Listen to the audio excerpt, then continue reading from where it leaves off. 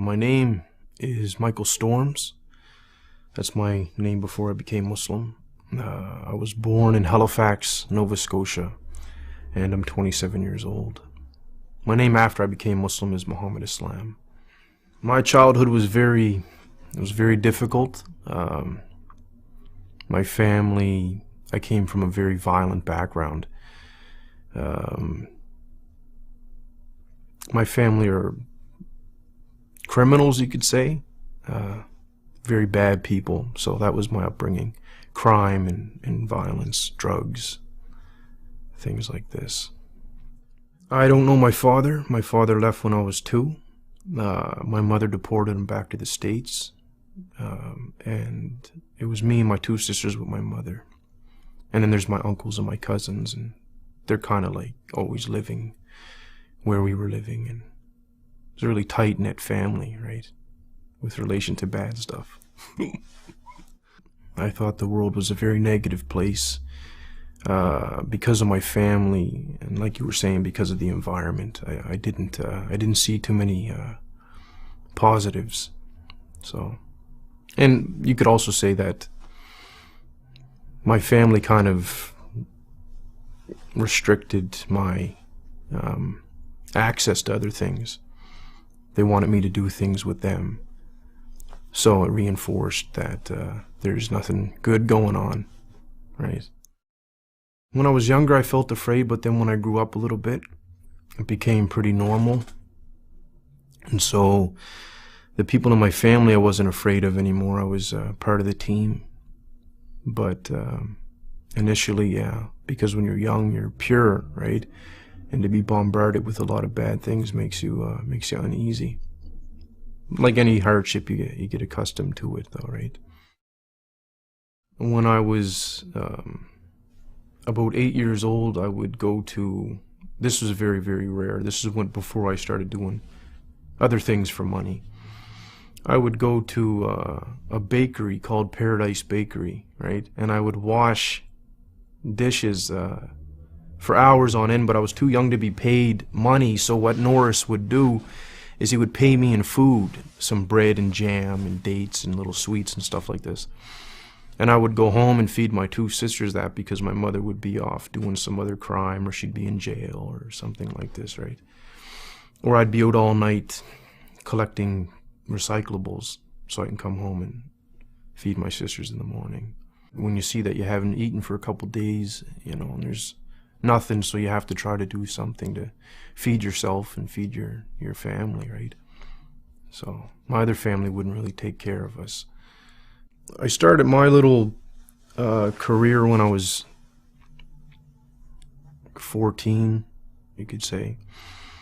And I was never close enough with too many people to say that I had friends that I could call on. I never really trusted anybody. And school wasn't for me. I never finished school. I didn't have time for it. It didn't appeal as much as what I was doing appealed at the time. I would rob, steal a lot of things, and assault people, things like that. I was never alone, but I felt lonely, right? So I felt like there was like a void, something missing. I don't even like recalling the past, but it's okay for the interview, right? So a lot of the crimes that I would do just for the sake of wanting to do it, boredom. The payoff was like a bonus, but if I wanted, like, for example, steal a car because I didn't want to walk somewhere, I would just take somebody's car. When I was young, I lost all concern for people's feelings and whatnot. The way that I grew up, I felt no one's concerned for my feelings. So if I hurt somebody, I don't care about what they think or feel, or, you know, I didn't care at the time at all.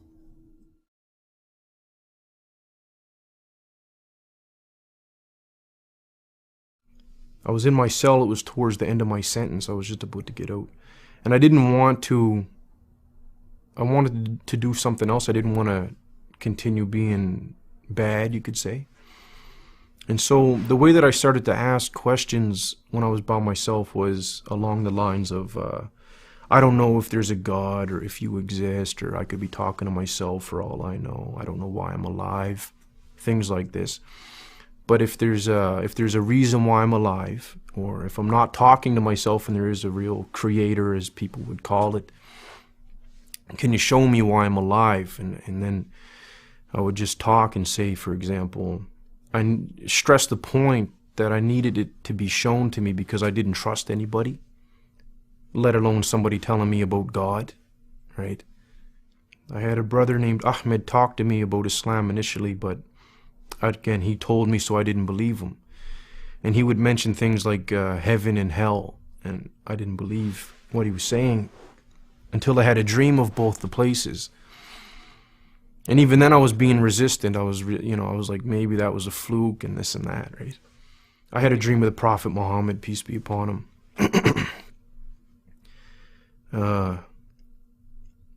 So things happened to me when I was awake and when I was asleep. And a lot of it happened to me in a very small amount of time. As soon as Ahmed started talking to me about Islam, I didn't believe him. Allah already knew that I wouldn't believe him, but that was like Islam, Muhammad, Allah, and it's like whatever. And then these things started happening. And then I recalled what I asked for when I was in jail for things to happen to me, so I can't deny it, right? It was very, very difficult.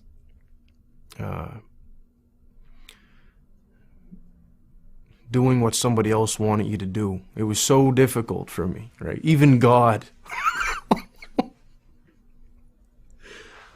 I struggle with it even today. It was very, very, very difficult. And I went to the masjid and I sat down and actually I sat down I was on my knees and just sitting back like people do when they're finished for the prayer. And I just started crying, right? And I was crying and crying and crying and crying and crying and drooling. I couldn't control myself, right? So it was like 20 years of betrayal and stress, and violence and anger and all these things built up, and then it's like Allah allowed me to just get rid of it all. And I cried for a very, very, very, very, very long time, right? And I couldn't move, right? I was just crying. And then I remember saying at the end of it, all right, I'll try to do, what you want me to do. I am most pleased that I pray. Yeah, it's important, very, very important. A feeling of safety from Allah and from His punishment, you could say. That's what I get out of it, like a calmness and that I'm all right for right now until the next prayer comes in or until tomorrow. My future, I see it as positive in the dunya because it's going to be controlled and very simple and that's why, that's my positive future here. Very simple lifestyle, that's positive. Don't hurt nobody. Don't get hurt. Inshallah, if I get forgiven in the next life, that's what makes me feel really positive, right? If I get forgiven, it'll be great. Inshallah.